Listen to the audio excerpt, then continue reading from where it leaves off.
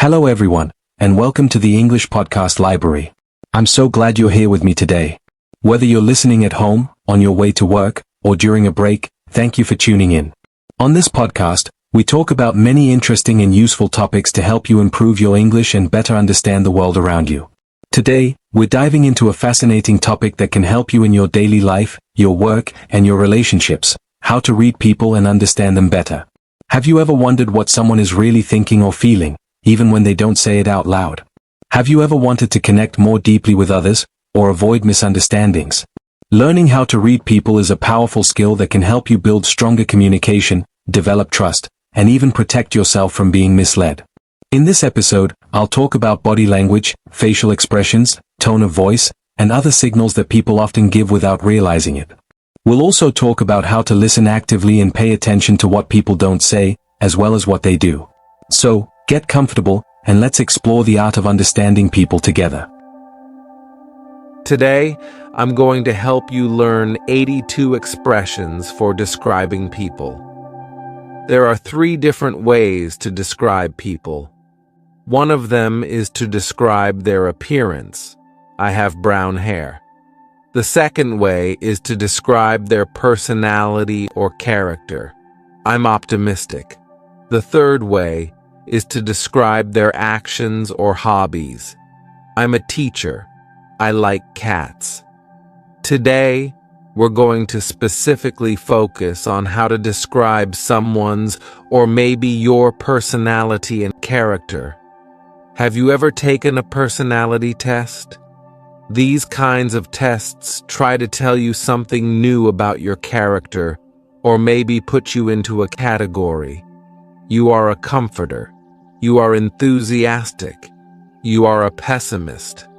Personally, I hate almost every personality test. Why do I need a test to tell me about my personality? I already know my personality.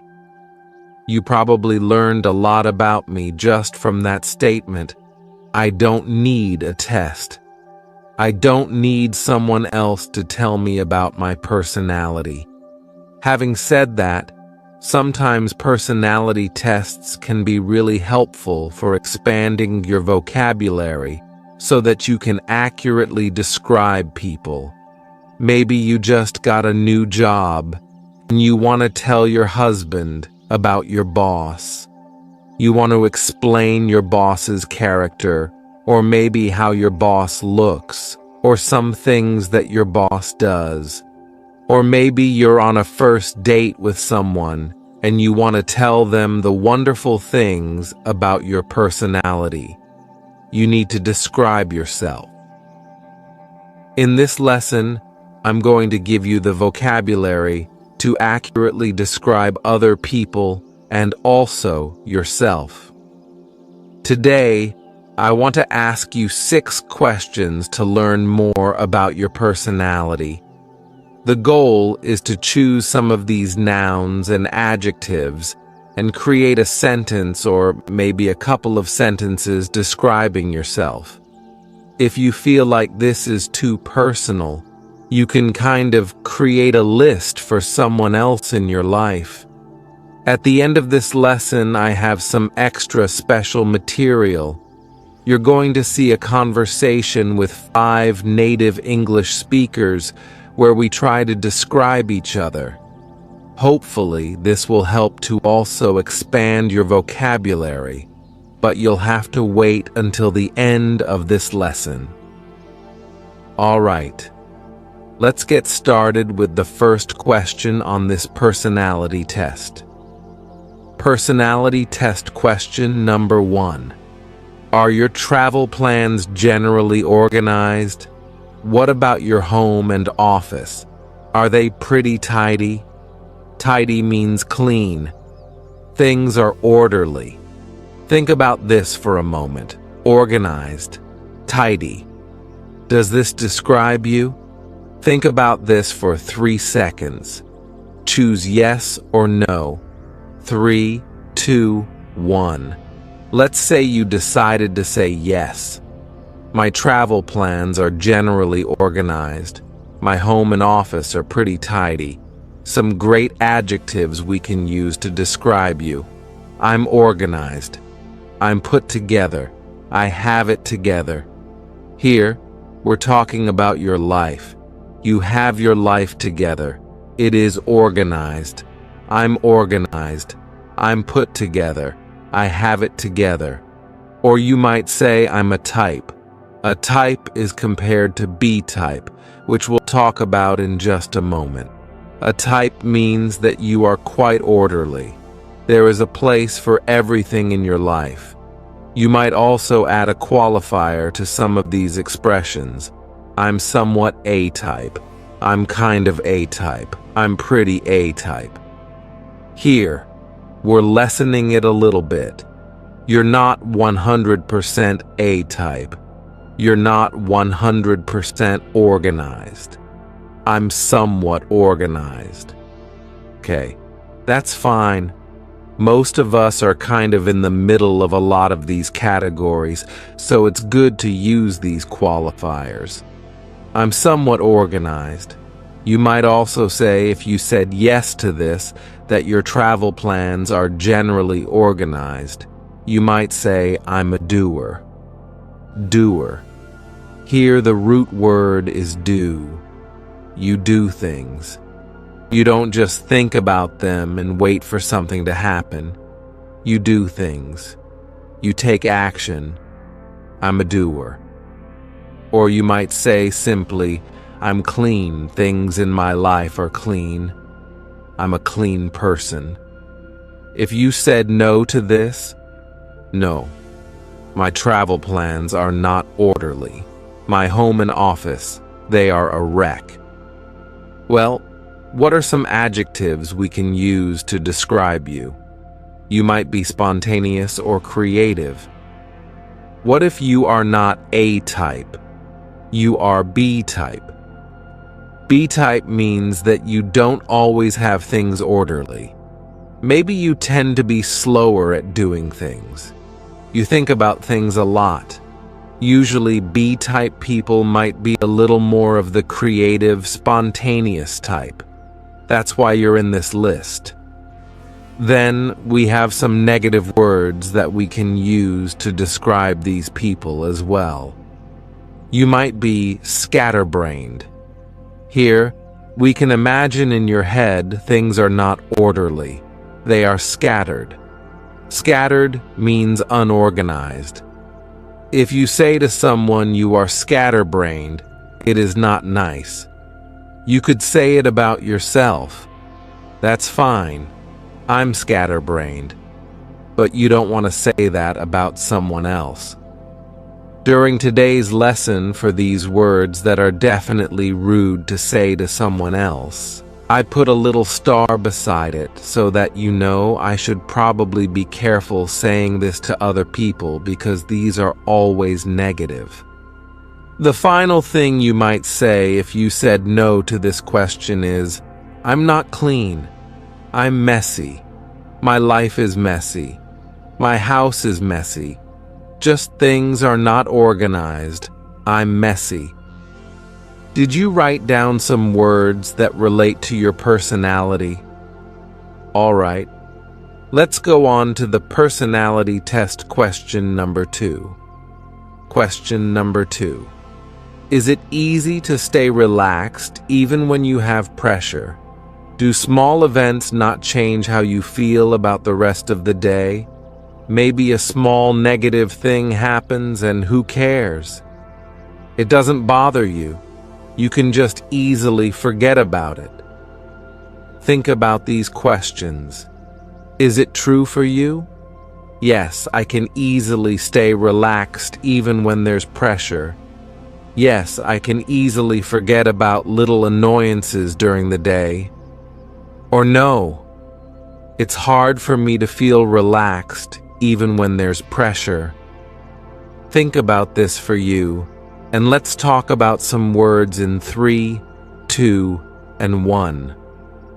What if you said yes to this? It's easy for me to feel relaxed even when there's pressure. Yeah. If there's small, annoying things that happen during the day, It doesn't bother me. What are some words we can use to describe you? You could say, I'm easygoing. Nothing phases me. I'm optimistic. I'm even-keeled. We talked about this word in a previous lesson where Daniel and I talked about our relationship, our marriage together. He said that I'm even-keeled. This is a great word. You might say I'm confident, I'm calm, I'm rational. These are all things that you might use to describe you if you said, yeah, I can easily stay relaxed even when there's pressure. What about if you said no to this question? What if you said, no, I don't easily feel relaxed. I'm often not relaxed. I'm often stressed. What are some words we can use to describe you? We might say, I'm sensitive. This means that things affect you easily. It's not always a negative thing. Of course, it depends on the situation. If you're applying for a high-stress job, you don't want to say I'm sensitive. It probably means you're not a good fit for the position. But this could be just to describe you personally. I'm sensitive. Or maybe you might say I'm emotional. Your emotions play a big part in your life. Another way to say emotional is moody. Moody is always a negative thing. This means you're in a good mood. You're in a bad mood, and you're swinging between those moods, and there's no rhyme or reason. That means there's no predictability. One day or one moment you feel like this, and the next day or the next moment you feel like this. You're moody. This is stronger than emotional. This is much more negative than emotional, so don't tell someone you're moody. Especially if they are moody, it won't go well. Do you know what the opposite of optimistic is? You might be pessimistic. Pessimistic means that the glass is half empty. The glass is not half full. The glass is half empty. This is an expression that means you always see maybe the negative side or what if this happens. You're always asking what if in kind of that negative way. Of course, it's good to balance being optimistic and pessimistic, but these are the two extremes. The next 5 words mean something very similar, and they're all negative.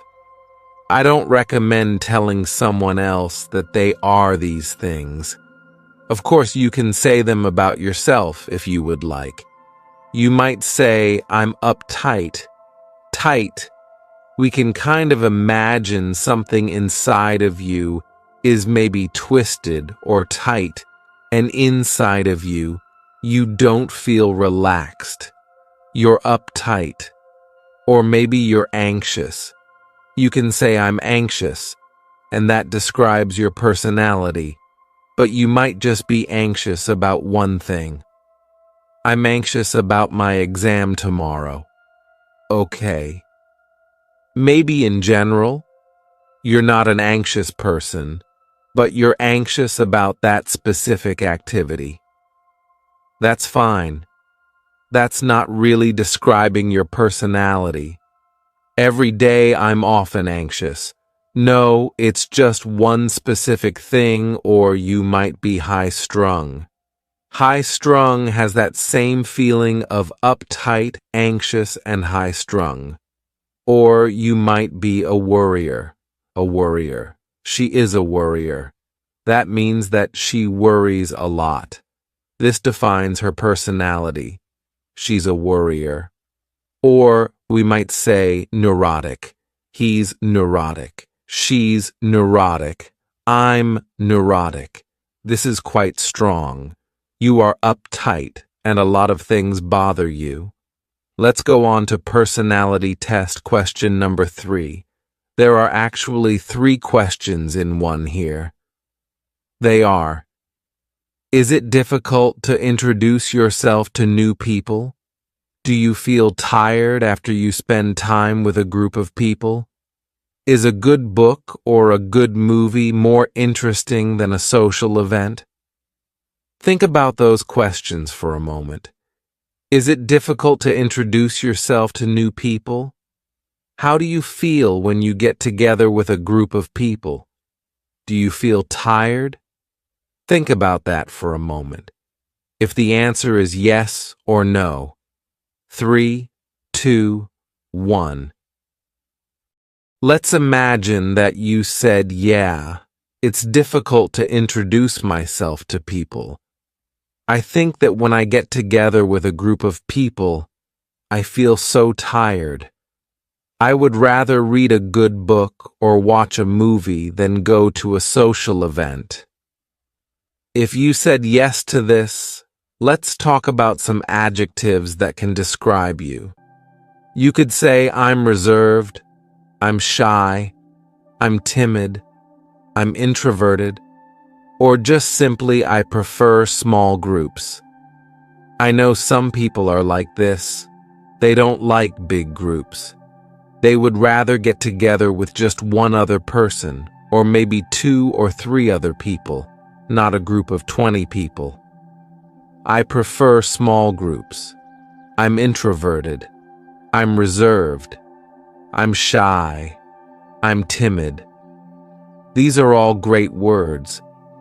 What about if you said, no, I feel energetic when I get together with a group of people. I would rather go to a social outing. It's no problem to introduce myself to new people. What are some words we can use to describe you? You could say, I'm outgoing. I'm the life of the party. Now, for this expression, it's probably better that someone else says this about you just because it's maybe not so humble if you say, I'm the life of the party. It means that everybody loves me. People love talking with me. It's probably better if your friend said, yeah, Victoria, she's the life of the party, instead of me saying it about myself. But this might be an expression you can use to talk about someone like this. Or you might be the opposite of introverted, extroverted. You are at ease in social situations. You take initiative. You are social. This word, initiative, is a beautiful word. We can imagine that when there are 2 people maybe in a gathering and they both are kind of looking at each other, but they don't really want to start a conversation. The person who starts the conversation, that person takes initiative. They took that opportunity.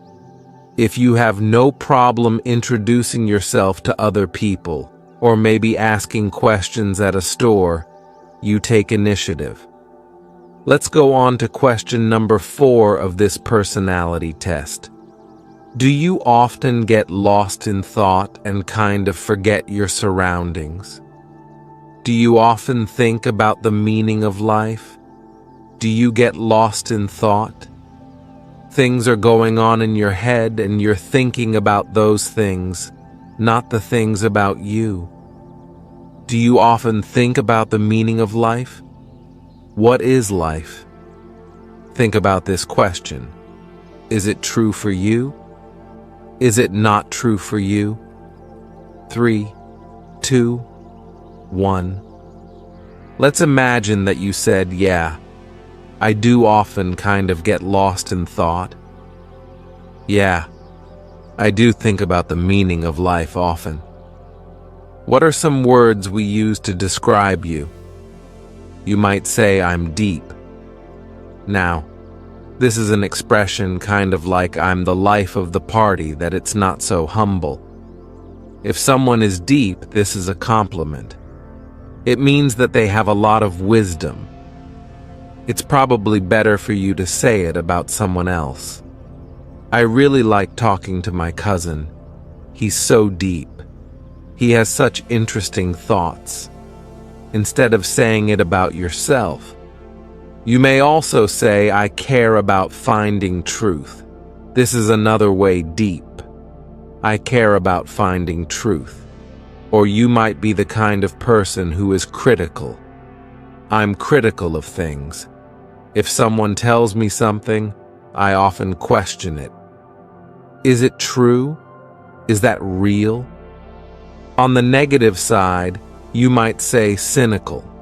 Cynical is always a negative word, and that just means that, yes, that person asks questions, but they always doubt. They're not just asking questions, but they're always doubting. Is that true? There's no way that that's true. They're cynical. They're always doubting. If you often get lost in thought, you might say, I'm a dreamer. I often like to daydream. I'm lost in my own world. I live in my head. They're not things that you want to say in a job interview, but they're not necessarily bad, so you can say them to your friends or say them about yourself. If you want to say this in a negative way, you could say, I'm a million miles away, or she's a million miles away. She's not paying attention. She is a million miles away. That's pretty negative. Then, if you want to be really negative, you could say, I'm an airhead. We can imagine your head is filled with nothing but air. I'm often lost in thought, and I forget the things around me. I am an airhead. This is a similar category as someone who often thinks about things, but it's quite different from being deep. If you're deep, your head is filled with a lot of thoughts. But then, on the negative side, you might say airhead for having no thoughts. You're often lost in your own world. You're often in your head, but you're not thinking about anything. Just an airhead. What if you said, no, I'm not often lost in thought. I don't really think about the meaning of life that often. Life is life. No. Why would I care what the meaning of life is? What would you say on the other side? You could say, I'm alert. You don't often get lost in your thoughts because you're looking around. You are alert to the things going on around you. You notice little details. Maybe people who are lost in thought, they're not thinking about the physical details around them. They don't realize there's a cup over there my friend just walked by. If you are alert, you're noticing those things. You might also say, I'm detail-oriented. You notice lots of little details, or you might say, I'm astute. These are great things for a job interview. I'm detail-oriented. I'm alert and astute. This means that you will not forget little things because you are organized. You are able to keep track of physical details. Similar to alert, you might say aware. I'm aware of my surroundings. You're not lost in your head. You are aware. Or you might be a realist. A realist. This is quite the opposite of somebody who's thinking about the meaning of life. Well, if I think about the meaning of life, I'm never going to really find out, so why would I waste my time? A realist would say that. If you think, you might be a realist, or you might just be practical. Practical and a realist are both quite similar. You are practical. You're not going to waste your time if you know that something won't be profitable or won't be helpful. I don't think it's really helpful to contemplate the meaning of life. I'm just practical. This might be something you can use to describe you. Let's go on to the next question. Personality test question number 5. When you want something, do you often not change your mind? When you want something, do you often not change your mind? Think about this. Is that true for you? You don't change your mind, or I'll say I change my mind. Well, It's not so serious for me. Think about this. 3, 2, 1. Let's imagine that you said, yes, it is true for me. When I want something, I don't often change my mind. What are some words we can use to describe you? We could say, you are diligent. You're motivated. I want to study English. I'm going to become fluent in English. I'm going to feel more confident in English, and I will be diligent.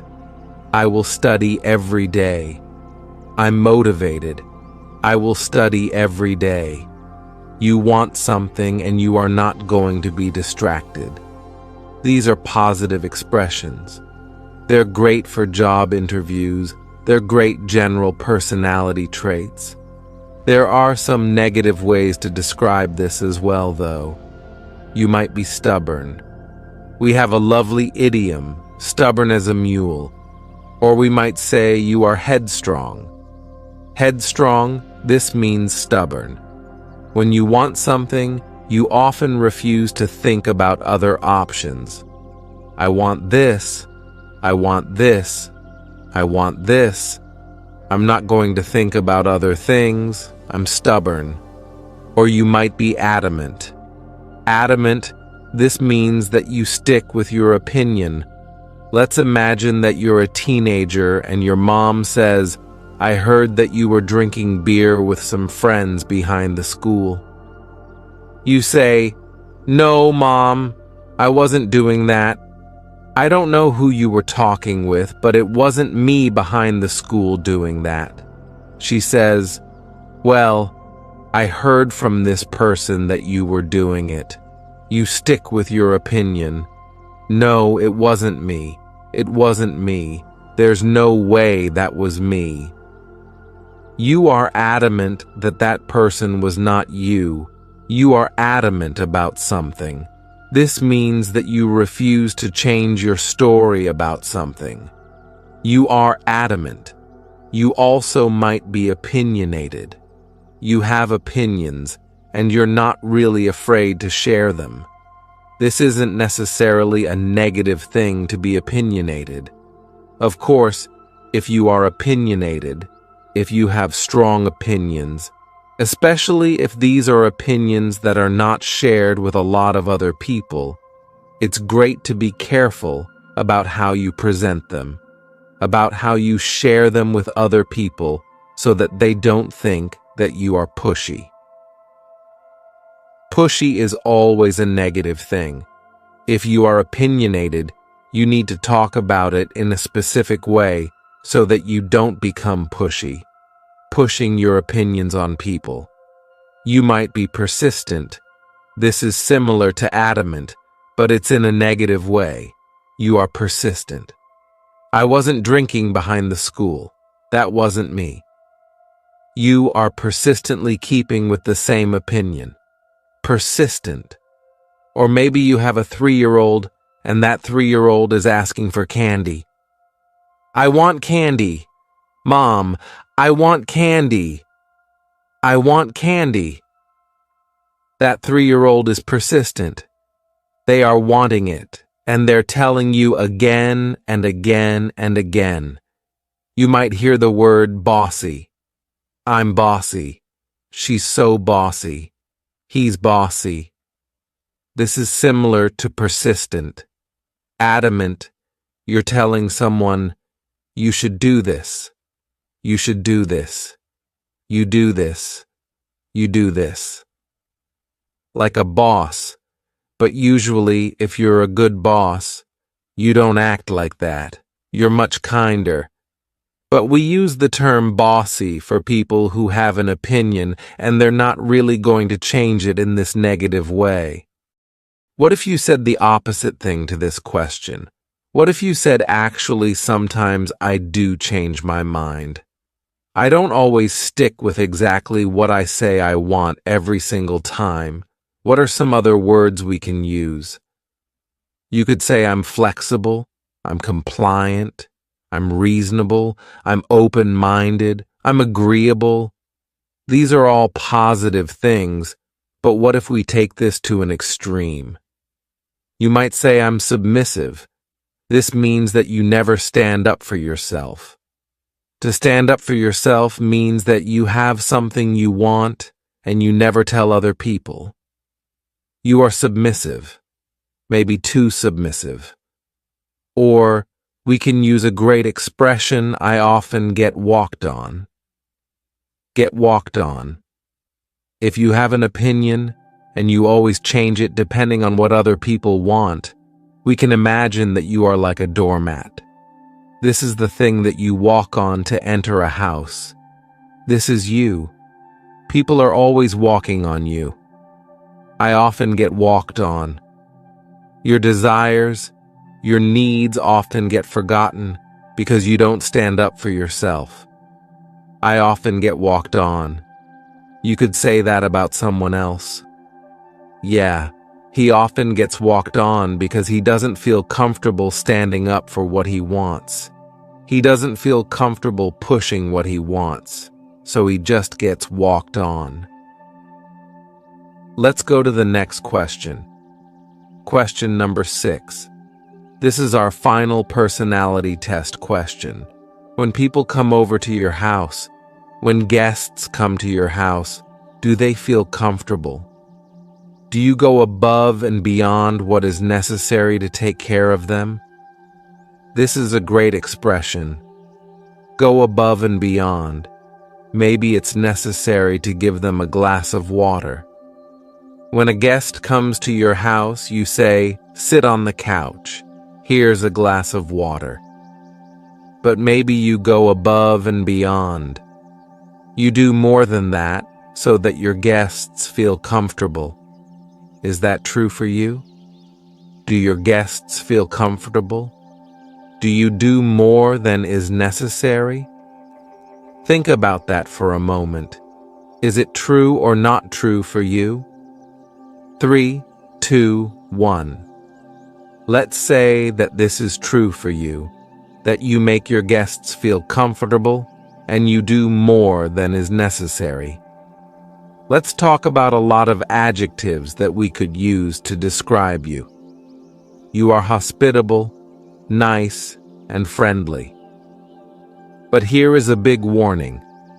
If you come from France, Italy, Spain, Brazil, Portugal, these romantic language countries do not, warning, warning, warning. Do not say sympathetic. You do not say he is sympathetic. She is sympathetic. This does not mean nice in English. This is a false friend, and I hear a lot of people say this. Instead, in English, we do have the word sympathetic. This means that maybe your brother lost his job, and when you go over to his house, you bring him some flowers, and you bring him a meal, and you sit down and talk with him. You talk about that difficult, hard time in his life because you are sympathetic to his difficulty. We usually have a difficult situation happening, and you didn't personally experience that difficult thing, but you feel his difficulty. You feel his pain. You are sympathetic. Here, we're using it in a completely different sense than friendly. Friendly just means you're nice. But if someone has a difficult situation, you are sympathetic to their problem. You understand. I think my brother is really sad right now. He's probably worried about the future. You are understanding his difficult times. I hope I explained this word sympathetic so that you do not use it and say, Victoria, you're so sympathetic. No, no, no, no, no. Don't use that. What are some other words we can use? You could say, I'm compassionate. I'm considerate. I'm generous. This means you give maybe your time or your money to other people. You could say, I'm warm. I'm warm-hearted.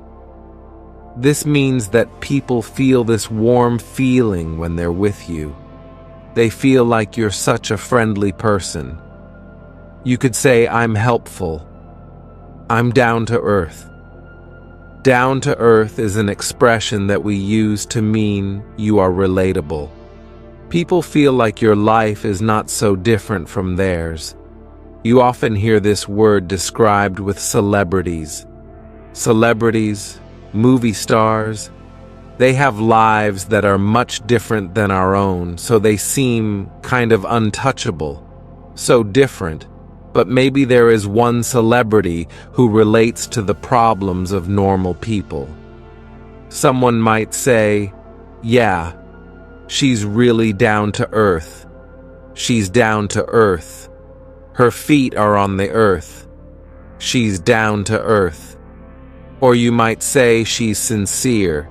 She's genuine. She's really herself. She's not faking it. She's dependable, or I'm dependable. Your friends know that they can depend on you. What if you said no to this? I imagine that you probably didn't say no to this about yourself, but you probably know somebody like this. Let's talk about the opposite. Someone who is maybe not so generous, not so considerate, or so friendly. Let's talk about the opposite. Maybe you know someone who is unpleasant. This is a little bit of a nicer way to say they're so annoying. They're such a terrible person. You could just say, yeah, he's kind of unpleasant. I don't really like working with him. Unpleasant. Or someone might be selfish. They're not generous. They don't like to go above and beyond. They're kind of selfish. Or maybe you know someone who is self-centered. The world revolves around their life. They are self-centered. Their self is the center of the universe. They're self-centered. How did you do? How did you answer all of these 6 personality test questions? I hope you wrote down some adjectives that you can use to describe yourself. Write that sentence down in the comments. But before we go, I'd like to share some extra material with you today. You're going to see 5 native speakers. They are 3 friends, plus my husband, plus me. We are attempting to describe each other. I sat down with each of my friends individually and asked, how would you describe this person? How would you describe that person? I didn't tell them specifically to describe their personality or their character, but you'll see that a lot of these people, they did describe their physical appearance a little bit. But most of these descriptions had to do with their personality or character. You're going to hear some of the words that we just talked about, and maybe you'll hear some new words as well. Let's start with my friend Eliza. You're going to meet Eliza, Hazel, Laurel, and Daniel. They're going to be describing each other. Let's see what everyone has to say about Eliza. Let's watch. Eliza. Hi, I'm Eliza. Hazel. Gosh, Eliza is witty and sarcastic to a fault. Victoria. I'd say so. Hazel. She's super inquisitive and very literate. I'd say that's a very good description of her. Victoria. For sure. That's something that I first recognized about Eliza is she's really inquisitive. She asks great questions. Hazel. She's curious about life. Yeah, I'd say she's adventurous for some things like travel or things like that. Not so much food. She's very loyal friend. Laurel. Eliza is very sarcastic and smart, quick-witted. She's funny, and she has nice, pretty long brown hair. Victoria. That's true. Daniel. I would describe Eliza as very curious. Out of many people I know, not many people will ask you questions a lot. When Eliza asks you a question, she'll ask more and more questions, which I'm not hating on. I think it's great. She's also very assertive. Whenever she has an opinion, she usually makes it very clear. It's not hidden in any way. She's also very friendly though, so the assertiveness doesn't get in the way of her friendliness. Her friendliness shines through. Victoria. You just heard some amazing adjectives to describe the wonderful person of Eliza. Let's go on to the second person. You're going to meet Hazel, and let's see how everyone describes Hazel. Hazel. Hi, I'm Hazel. Eliza. Hazel is a short little person, and she has brown hair and amazing freckles, and she's very creative. She's an introvert. She's a good painter. She's very smart. She's well-traveled. Victoria. Those are all true things. Laurel.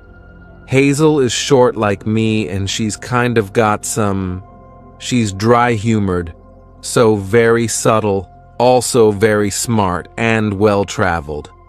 She's lived in lots of different places. Daniel. Hazel. Hazel is very reserved.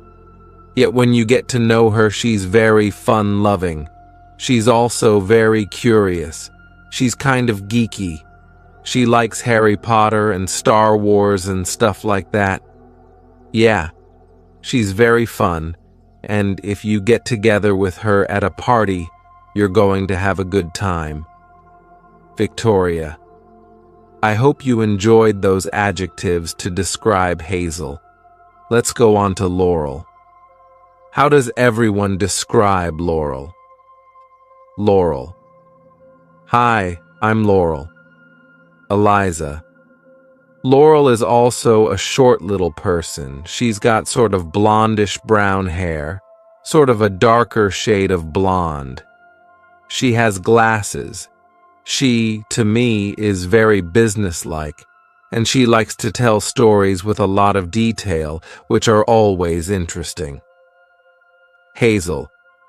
Laurel is short, with short hair, glasses, and I think she's a geek. Victoria. Could you explain what you mean by geek? Is that her interests? Hazel. Yes. A little bit about her interests. She's, like Eliza, curious about different knowledge and stuff. She loves Star Wars, Harry Potter. Victoria. Exactly. That kind of stuff. Hazel. Harry Potter. Movies. She's definitely a movie buff. She can remember almost everything. All these weird random details. Victoria. Her mind is like a steel trap. Hazel. Yes. Victoria. She knows everything. Hazel. Yeah. I think she's also a very loyal friend and very caring. Victoria. Yeah. I've been friends with her for 10 years and I feel like she is that kind of person. Hazel.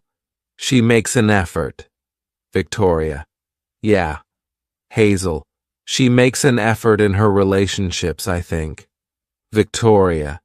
Yeah. That's a great quality. Hazel. Yeah. Very much. Daniel. Laurel. Laurel is very loyal, I would say. When she's your friend for life. She'll remember you, and she's very detail-oriented. She'll remember all the details of your relationship. I don't mean this in a bad way. I just mean there's always somebody in your life who gives all those details about your life. She also knows a lot about, from my perspective, a lot about pop culture.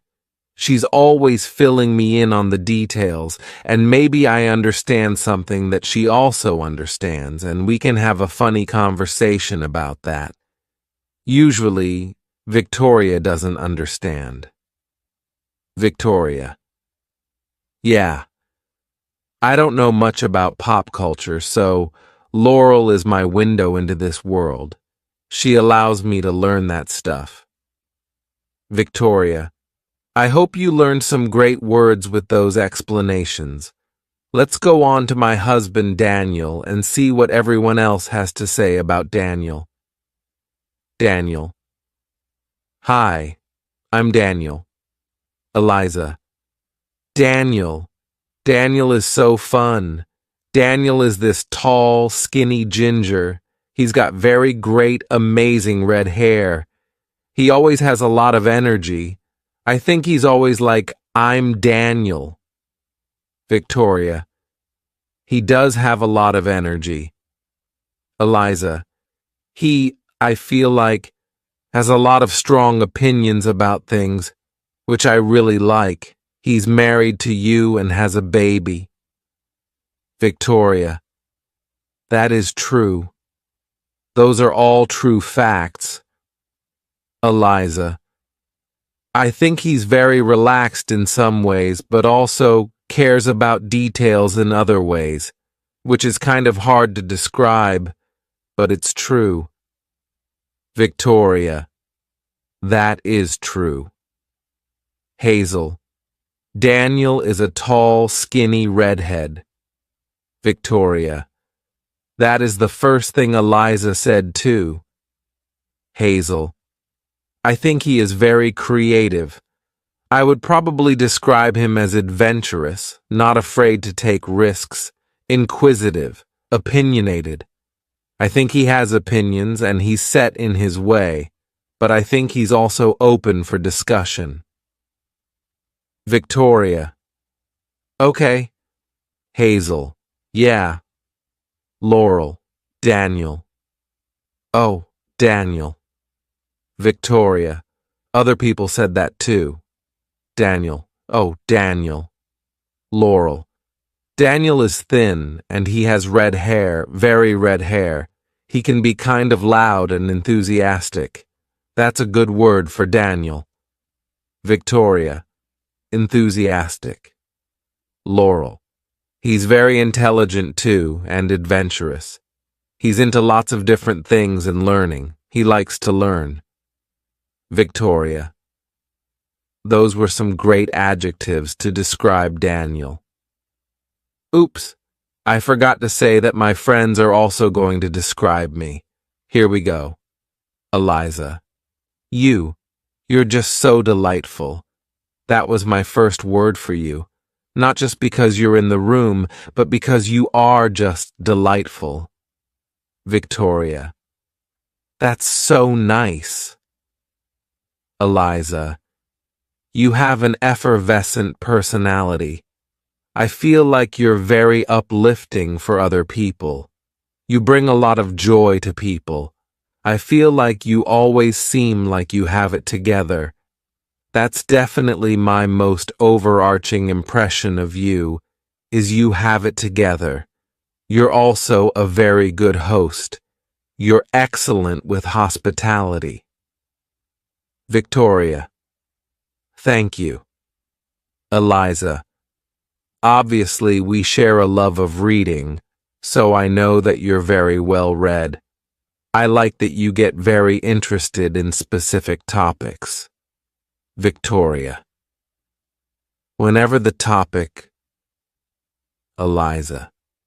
Whenever we read a book, she's like, I went and did research, and I found this out and this and this. It was just very interesting. Victoria.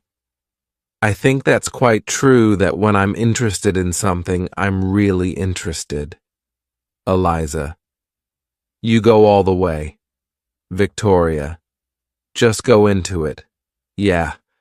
Well, thank you for your kind words. Eliza. Yes. Hazel. Victoria.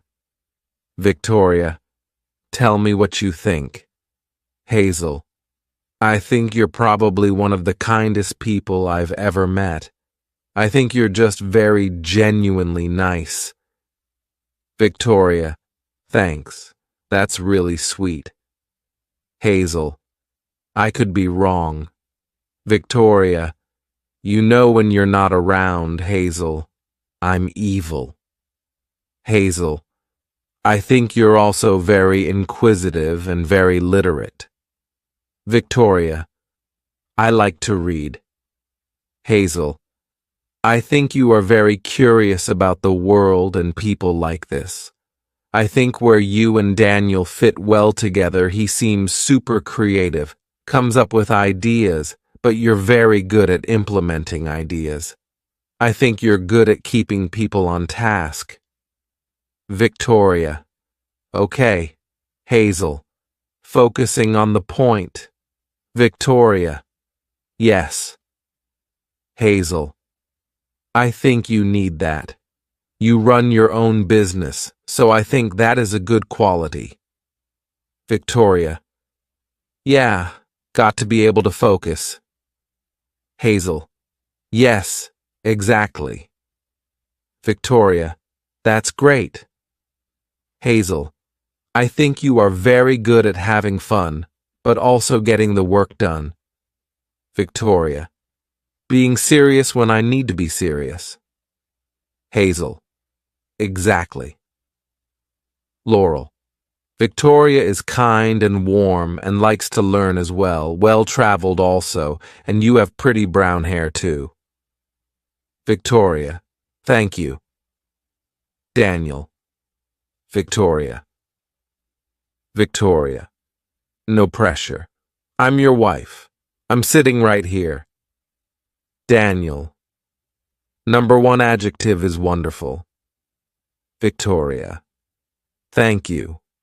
Daniel, Victoria is probably the nicest person on earth. By nicest, I mean almost just like sincere. She's always very sincere, very caring, very curious, always sincerely interested in most people's topics. Like I'll hear even a boring person say something and she'll be like, oh, well, very interesting.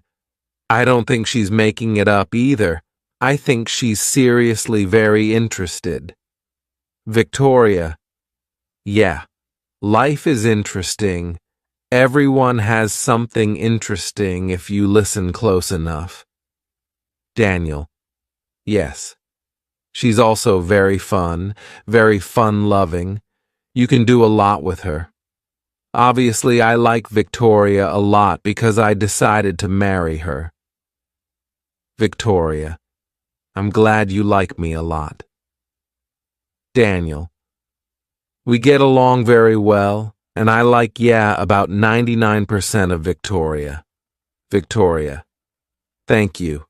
I won't ask about the 1% yet. I hope you've enjoyed today's long, intense English vocabulary lesson. Now, I have a challenge for you. In the comments below this video, I want you to try to write a sentence or two or three describing yourself, or maybe describing someone else in your life. Try to fill it with these wonderful adjectives. Some of these are nouns as well, to describe yourself. It's a great way to remember them. Try to ingrain them in your memory. Thanks so much for learning English with me, and I'll see you again for a new lesson here on my YouTube channel. Bye. Don't forget to subscribe to my YouTube channel for more lessons. Thanks so much. Bye.